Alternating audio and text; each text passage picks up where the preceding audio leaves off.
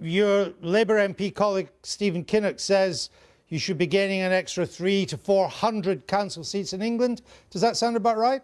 Well, look, I'm not going to get into the predictions game. I'm sure you'll appreciate that. But, you know, like Stephen, like Jeremy, like the rest of the shadow cabinet, I'm optimistic about these elections, and we are a political party and we're always looking to make gains and to make progress at every electoral test, and these elections are no different from that. But I'm not going to get into the predictions business, but you do have to put it into context. Hold on. Yeah? What about the principle then that new leaders, new opposition leaders, always do pretty well in their first electoral test? I was looking at the record. Ed Miliband, Tony Blair, John Smith, Neil Kinnock, even Michael Foot, as the party was splitting, they all made gains in local elections after becoming leader. So we must surely expect Jeremy Corbyn to do the same. Well, as I say, I'm very much hoping that we will be making progress. But do you think you will make gains? Well, we'll have a conversation about that after the election results we're talking are in. Now but about we it. are looking at winning in London for the first time since 2004. We're looking to make gains and make progress in the local elections. We're looking to stay in power in Wales. Obviously in Scotland things are difficult there, and that they are long-term legacy issues for the Labour Party to deal with in Scotland. But you do have to set it into context here. It has been an incredibly tough year for the Labour Party. We suffered a crushing election defeat not even a year ago that we weren't expecting and that everybody else wasn't expecting either. We had a long drawn out leadership contest. We've got a new leader in Jeremy Corbyn, and of course, as is often the case, it takes some time for that to bed in and for everybody to adjust to that. All right, but I think that we've had a very positive few weeks where we've been on the front foot. We've been a very effective opposition, whether it comes to issues like the budget or steel or health or education. We haven't got too much time, and I'm sort of trying to pin you down on this. Let me put it in context. The context of these elections is that the Tories are divided and in disarray. Absolutely. Last month brought yet another omni-shambles budget. Why would you not be poised for big gains? Well, as I say, I'm very hopeful that we are going to get big gains. And, London would be a massive gain. We haven't won in London since 2004, as well as looking at other places across England as well. But as I say, you've got to look at the context. What I'm more interested in is, are we on the right track for winning in 2020? And I think that is a really tough job. Well, I don't think any one of us underestimate the challenge that we face as a political party. Well, let me see if I can pin you down. Getting into a position to win in 2020, and that is not an easy job. No, maybe one of the reasons why it's not an easy job is that you may not be in tune with the public mood. I'm going to show our viewers a chart in which it shows they regularly rate immigration one of their biggest concerns. It's way ahead of the NHS and the economy. This is a very recent poll. Most voters are not against immigration, but they think the annual net influx of 300,000 plus is too high. How does that square with Mr. Corbyn's view that we have not let too many in?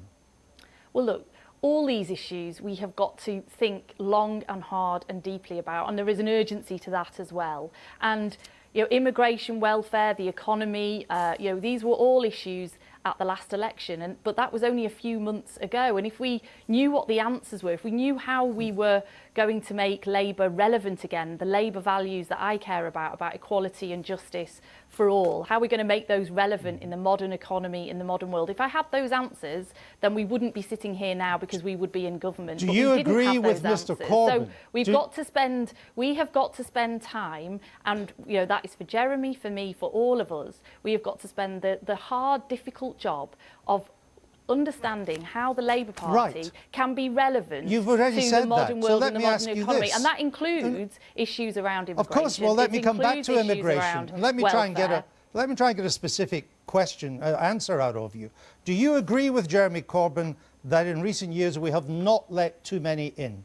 Well, I don't want to get into a numbers game about immigration. I know from all the work that I do on the doorstep, immigration is a massive issue, and people have real concerns about the impact that immigration has on some of our communities. So why not all, answer but the some of our question? Communities.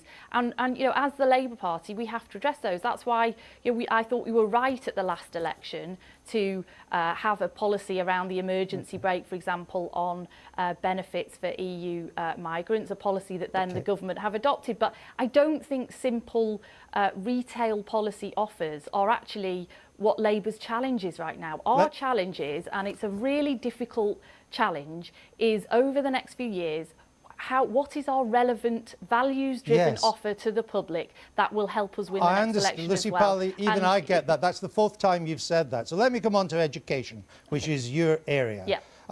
You were asked if you plan to bring free schools and academies back under local authority control. You said no. What I've said is that by 2020, nearly every secondary school and most primary schools will be a free school or an academy.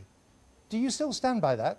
Well, most secondary schools are already academies. There are only 15 or 17% of primary schools that are academies. Well, you said nearly every secondary and most primary. Do you still stand by that? Well, I don't know about primary schools. Let's see what happens over the next few weeks, because the government's attempt to force all schools against their wishes to become academies is now on the rocks. And you know, this may actually put the brakes on some schools feeling that they've got no option but to become academies, which is what many schools have felt over the last few years. And I understand that the government's policy of trying to make every school an academy is in some difficulty. I don't quite take your point.